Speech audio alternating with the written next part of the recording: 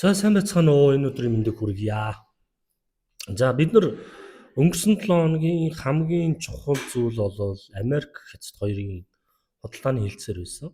Тэгээ энэ хэлцээр хагас бүтсэнд болоод нэгд өдрийн оройны цагаар ерөнхий шийдвэрүүд болоод гарч эхэлжээ. Нэгсэндөө дэлхийн эдийн засаг өвөл айсан байсан болвол салхи хэрэглээ. Ер нь бол нааштай процессууд бол гарч эхэлж байна. Тэгээ энэ дээр яг толгойлсон хүн бол энэ хүн байгаа. Сангийн сайд Бисент гэдэг энэ хүн бол худалдааны хэлцээрийг бол төлөөсөн болвол хятадын талаас болохоор тэргүүн дэд ерөнхий сайд гэдэг хүн төлөөсөн. Ийм уулзалт бол болсон байж байна. Тэгэхээр энийг бол дэлхийн нийтээр ажигласан. Одоо ер нь бол та нарууд арилжаа хийдэг хөрөнгийн зах зээл, хувьцаа, крипто, валют сонирхдаг болвол энэ худалдааны тарифын дайн гэдэг зүйл хамгийн том хүчин зүйлс гэж. Энэ бүр Монголын эдийн засгт хүртэл бол маш том нөлөөтэй байж байгаа. Энэ мэдэгдэл өнөөдрийн энэ санхүүгийн зах зээлийн хөдөлгөөнийг оронгоор нь хөдөлгөсөн. Сая нэгд өдөр орж ирэх зах зээл. За энэ хилцэл юу явсан гэдэг. Бид нар өмнөх яран дээр ярьж исэн Хятад улс 125%-ын тариф тавьсан, Америк улс 145%-ын тариф тавьсан тийм нэг юм тарифын уралдаан нэг хэсэг явсан шүү дээ. Сүүлдээ 245 гэдэг яриа бол гарч ирсэн. Тэгээ энийг бол ерөнхийдөө энэ хилцлээр зогсоож явах шиг байна. Тэгээ ямар ч хэлсэн албан бусаар тийм яг нарийн мэдээлэл бол гараагүй. Гэхдээ ямар ч 115 нэгжээр хоёулаа бууруулж явах шиг байна. Ингэснээрээ Америкийн нэгдсэн улсын тариф болохоор 145-аас 30% болж буурж байна. Харин хятадынх болохоор 30%. Нэгсэндөө Америк хятад руу бараа экспортлол 10% тариф төлөх юм байна. Хятадууд Америк руу бараа нийлүүлэхдээ 10%, 30% тариф төлнө гэсэн ийм нөхцөл бол орж ирсэн гэсэн. За тэгэхдээ энэ бол эхний маягийн нөхцөл. Яг энд яг юу байх вэ гэдэг бол нарийн гараагүй. Энэ нь бол зүгээр төр хойшлуулалт буюу 90 хоногийн хугацаатай төр хойшлуулалт хийсэн. Нэгсэндээ тариф 50 145 125 бол байхгүй буурна тийм ямар ч хэсэн 130 110% руу бол болох боломжтой гэдэг хилцэл явагдана гэсэн. 90 хоногийн дотор энэ гэрээг хилцлийг хилэлцээрэг гэрээ болгоно гэсэн тийм. Тэр нь бол нааштай гэж. За тэгээ нэг Трампаас асуусан байна л да. Энэ хилцээр буцаж одоо харьцаа муудаад maybe магадгүй байхгүй юу? Трамп игээ дахиад өөр юм яаж магадгүй. 145% руугаа орж болох уу гэсэн чинь хизээш тийм байхгүй үгүй гэж хэлсэн. Тэгэхээр ямар ч байсан салхи бол эргэцсэн байна. За яагаад Трампын хорц ус мэдээлэл бид нар мэдж байгаа шүү дээ. Ерөнхийлөгч болсноос хойш тэр гаргасан шийдвэрүүдтэй бүр ингээд самбар барьж агаад за ер нь бол бараг 60 гаруй улсыг бол тарифын тавьсан, хятадд бол өндөр тавьж исэн, за Украины асуудал дээр хурц цүнцэг гаргаж исэн гэдэг ингээд явж исэн энэ бодлого нь нийт санхүүгийн зах зээлийг бол тэр чигээр нь унгааж исэн болов үүнтэй холбоотойгоор эдийн засгийн үйл явдлууд муудаж ихсэндээ Трампын бодлогод бол зөөлрж эхэлсэн. Үн илэрлэл нь 140. Шалтгаан Америкийн юуны сонгуулиуд гэдэг Сенат сондлоо одоо 2 жилийн хугацаатай болж байгаа. Удахгүй Сенатын сонгуул болно. Энэ дээр бол Трампын хурц байдал үүсгэх нь намынхаа нэр хүндийг унгааж олонхийн судал авч явах чадахгүй болох магадaltaй учраас энэ нөхөр зөөлж ийн гэдэг хандлага явагдаж байгаа гэсэн. За тэгвэл энэ хилцээрийн талаар хятадыг юу гэж үзсэн бэ? Хөрөнгө оруулагч нар гэхээр тийм. Ши Жинпин Америкийн шахалтанд орохгүйгээр маш том оноо авч чадлаа гэж үзэж байна. За эго байгаа л да. Би та нарт өмнө ярьжсэн Трамп болохоор тийм хятадыг одоо ингээ хилцээр ингүүл хиймээр юм штэ гэдэг. Ярихгүй байна гэдэг. Нөгөө талдаа хятадууд бид нар хизээж түрэж дуурдггүй тийм. Та нар өөрсдөө дуурах ёстой гэдэг энэ хандлага. Тэгээ Америкээс хичнээн удаа утсаар ярих гэж оролцсон энэ бүхэнтэй Ши Жинпин яриаггүй гэж байна. Тэгээ энэ болгоно үнцрэг үзэл нь гарсан гэсэн тийм. Ер нь бол яхаараа бид нар гуух ёстой гэдэг. Энэ нийцийн дүндээ Америкийг худалдааны хилцээрт буулт хийх нөхцөлд орсон гэж бол дүгнсэн байна. За тэгээ энэ дээр яг энэ Бисент гэдэг хүн юу гэж ярьсан бэ? Тэ Бисент. За бид нар бол ер нь бол тэ хятадаас маш их бараа авдаг өргөө хэрэглээний хүнсний бараа авдаг. Гэхдээ бид нар хятад руу нэг их бараа нь нийлүүлдэггүй. Тэгээ худалдааны тарифын дайнаас улбаалаад бид нар хэрэгцээтэй бараагаа авч чадахгүй болсноос хомсдолд ороод Үүнээсээ бол хэрэглэгчдэд дарамт үүсэж байна. Тэ? Тэгэхээр энийгээ бид нэр засахын тулд энэ гэрийг хийж байгаа. Бид нар өөр улсуудаас авч болно. Гэхдээ гадаад худалдаа бол тэнцвэртэй байх үстэй. Бид нар энэ хинцэл дээр одоогоор яаж ийн гэсэн үг. Хятад руу бараа нийлүүлэх боломжийг бид нар гаргаж өгч байна. Хятадаас бид нар нөөц бараагаа авах шаардлагатай учраас энэ хилцээрийг хийж байгаа гэдэг мессежийг Бисент бол өгсөн байж.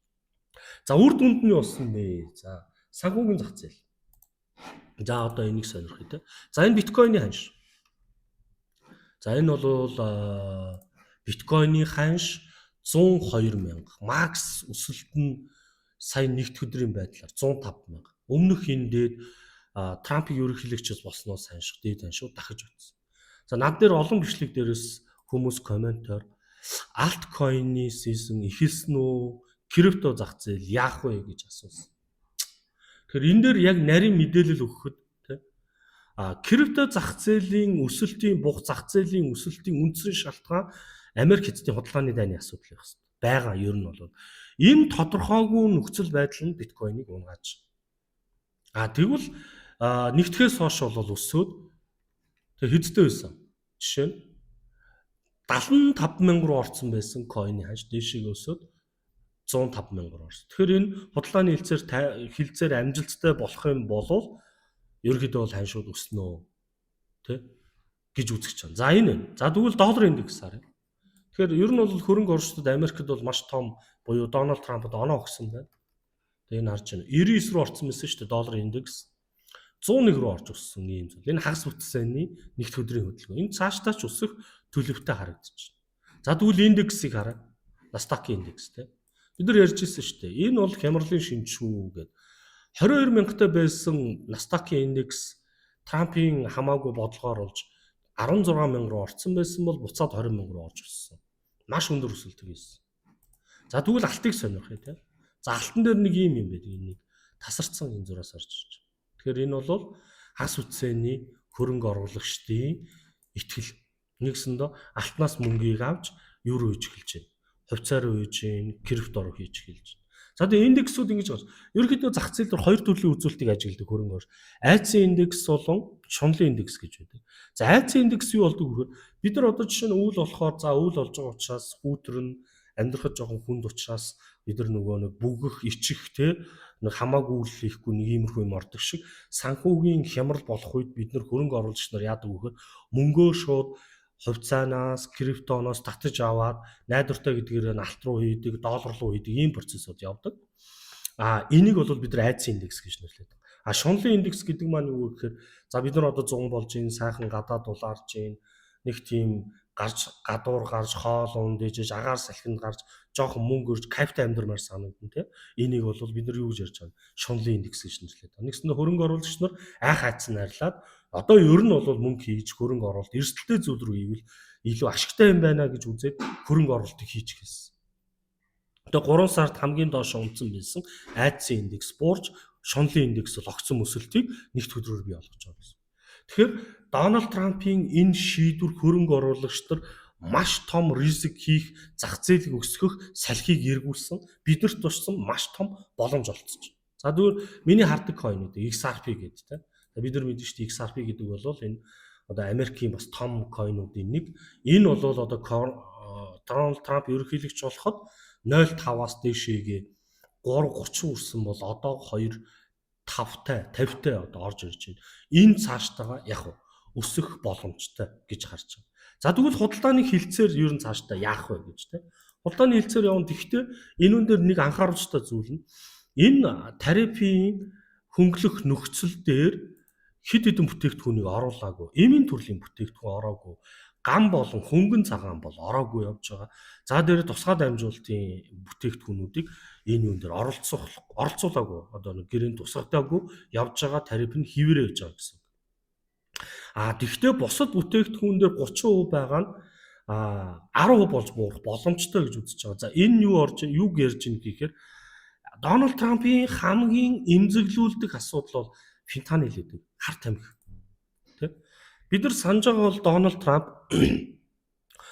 ерөнхийлөгч болоод Бразил, Мексик болон Канада улсад 20% тариф тавина гэж хэлсэн. За үүнийг яагаад тавих болсон бэ гэдэг болохоор фентанилийн хэрэглээ Америк их сүрүүлж ийн гэж үзсэн. Энэ фентанил нь юугаас орж ирж байгаа? Хятадаас, Канадаас, Мексикээс орж ирж байгаа. Тэгээ үүний хүрээнд болохоор Мексик бол үндэснийг аваад 10,000 цэргийг бол хил дээр байршуулж орохыг хязгаарлаж ирсэн. Бодлого баримжилсан. Канад болохоор 1 тэрбум долларын санхүүжилтаагаар одоо энэ эсрэг тэмцэх баг байгуулж ирсэн. Хятад бол энэ дээр ямар нэгэн хариу өгөөгүйсэн болов яг энэ хилцээр дээр фентанилийн асуудлыг яах юм бэ гэдэг зүйлийг ярьсан байна. Хэрвээ фентанил дээрээ энэ асуудал дээр нэлээд одоо шийдвэрт алхам хийж чадах юм бол Хятадын талаас тийм үү? Ер нь бол 20% 10% хүртэл нь бууруулах боломжтой гэдэг зүйлийг бас Америкийн засгийн газраас хэлсэн байна. За тэгээд дээрэс нэг албан бусаар тодорхойгүй боловч тарифын бус хоригуд байсан. Бид нар мэдж байгаа тийм Боингийг Америкийн нэгдсэн улсаас авахаас болсон Хятад. За Холливуудын кинонуудыг гаргахыг хоригдсан. Дээрэс нь нөгөө хосолмол бүтээгдэхүүн экспортлог компаниуд дээр блок хийсэн байдаг. Эдгээрүүд цуслагдах магадлал өндөр. Энэ нь бол жишээ нь Боингод бол маш том давуу талыг үүсгэнэ. Тэгэхээр бидний хувьд бол юу гэж үзэж байна гэхээр энэ биднэрт маш сайн эерэг зүйл авчирч байна. Яагаад гэхээр үүнтэй улбаатаагаар нүүрсний үн өсөх. Энэ зүгээр хэрэглээ өсөд өсөж байгаа юм биш. Салхи хэрэгсэн учраас худалдан авалт. Яг тэр газар тосны үнээс өссөн байхгүй. Тэгэхээр дагаад нүүрсний үн, ер нь түгээдүүд үн бүгд өсөх хандлага орж ирж байгаа нь бид нар ирээдүйд нүүрсээ зарж ашиг олох, төсвийн алдагдлаа бууруулах бас нэг боломж олдож байгаа гэж харагдаж байна. Тэгэхээр бид нар цаашдаа худалдааны хилцээр юу яригдах уу гэдгийг маш сайн анхаарч энэ биднэрт ямар давуу талыг үүсгэх үү гэдгийг ажиглана. Та тэгээ илүү дэлгэрэнгүй дахиж сонсохыг хүсвэл subscribe дарж лайк дараарай. За тэгээд дараагийн дугаар хүртэл түр баярлалаа.